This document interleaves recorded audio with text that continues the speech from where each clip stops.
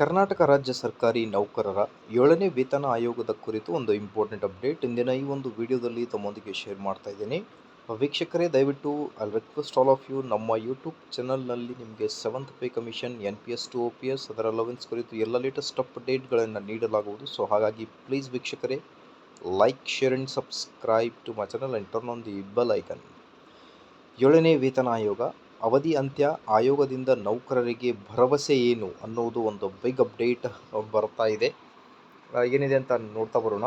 ಕರ್ನಾಟಕದ ಸರ್ಕಾರಿ ನೌಕರರ ಬೇಡಿಕೆಯಂತೆ ಕೆ. ಸುಧಾಕರ್ ರಾವ್ ನೇತೃತ್ವದ 7ನೇ ವೇತನ ಆಯೋಗದ ರಚನೆ ಮಾಡಿದೆ. ಈ ಆಯೋಗದ ಅವಧಿ ಮಾರ್ಚ್ 15ರಂದು ಅಂತ್ಯಗೊಳ್ಳಲಿದೆ. ಇದರಿಂದಾಗಿ ಆಯೋಗದ ವರದಿ ಬಗ್ಗೆ ಕುತೂಹಲ ಹೆಚ್ಚಿದೆ ಅಂತ ಹೇಳ್ತಾ ಇದ್ದಾರೆ. ಸೊ ರಾಜ್ಯ ಸರ್ಕಾರಿ ನೌಕರರ ಸಂಘದ ಅಧ್ಯಕ್ಷರಾದ CS ಷಡಾಕ್ಷರಿ ನೇತೃತ್ವದ ನಿಯೋಗ ಬುಧವಾರ 7ನೇ ವೇತನ ಆಯೋಗವನ್ನು ಭೇಟಿ ಮಾಡಿದ್ದು, ಆಯೋಗದ ಅವಧಿ ಅಂತ್ಯಗೊಳ್ಳುತ್ತಿರುವ ಹಿನ್ನೆಲೆಯಲ್ಲಿ ಹಲವಾರು ವಿಚಾರಗಳ ಕುರಿತು ಚರ್ಚಿಸಿತು ಅಂತ ಹೇಳ್ತಾ ಇದ್ದಾರೆ. ಸೊ ಯಾವೆಲ್ಲ ವಿಚಾರಗಳ ಬಗ್ಗೆ ಒಂದು ಚರ್ಚೆಯನ್ನು ಮಾಡಿದ್ದಾರೆ ಅನ್ನೋದರ ಬಗ್ಗೆ ಒಂದು ಮಾಹಿತಿಯನ್ನು ನೋಡೋಣ. ಮಾನ್ಯ CS ಷಡಾಕ್ಷರಿ ಸರ್ ಅವರು. ಸೊ ಮೊದಲನೇದಾಗಿ ಇಲ್ಲಿ ನೋಡ್ತಿರ್ಬೋದು ನೀವು ಇಂಪಾರ್ಟೆಂಟ್ ಒಂದು ಫೋಟೋವನ್ನು. ಕರ್ನಾಟಕ ರಾಜ್ಯ ಸರ್ಕಾರಿ ನೌಕರ ಸಂಘದ ಅಧ್ಯಕ್ಷ ಮತ್ತು ಪದಾಧಿಕಾರಿಗಳು.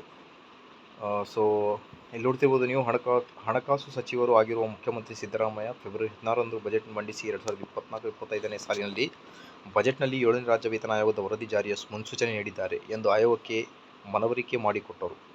ಆದ್ದರಿಂದ CS ಷಡಾಕ್ಷರಿ ನೇತೃತ್ವದ ನಿಯೋಗ ವೇತನ ಆಯೋಗದ ಅಧ್ಯಕ್ಷ ಡಾ. ಸುಧಾಕರ್ ರಾವ್ ಹಾಗೂ ಸದಸ್ಯರ ಬಳಿ ವೇತನ ಆಯೋಗದ ಜಾರಿಗೆ ಸಂಬಂಧಿಸಿದಂತೆ ನಿರ್ಣಯ ತೆಗೆದುಕೊಳ್ಳಲು ಸಂಘದ ಮೇಲೆ ಒತ್ತಡ ಹೆಚ್ಚಾಗುತ್ತಿದೆ. ವೇತನ ಆಯೋಗದ ವರದಿಯನ್ನು ಶೀಘ್ರವಾಗಿ ಸರ್ಕಾರಕ್ಕೆ ಸಲ್ಲಿಸುವಂತೆ ಮನವಿ ಮಾಡಿದರು.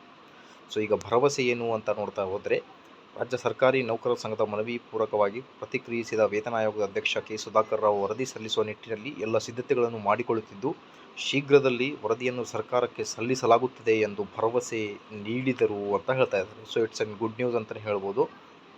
ಸೊ ನೌಕರರ ವೇತನ ಭತ್ಯೆ ಹೆಚ್ಚಳ ಸೇರಿದಂತೆ ಹಲವು ಬೇಡಿಕೆಗಳನ್ನು ಪರಿಶೀಲಿಸಿ ವರದಿ ನೀಡಲು ಕೆ. ಸುಧಾಕರ್ ನೇತೃತ್ವದ ಸದಸ್ಯರ 7ನೇ ರಾಜ್ಯ ವೇತನ ಆಯೋಗದ ರಚನೆ ಮಾಡಲಾಗಿತ್ತು. ಸೊ ಇಲ್ಲಿ ಡೀಟೇಲ್ನ ಕೊಟ್ಟಿದ್ದಾರೆ ನೋಡ್ರಿ.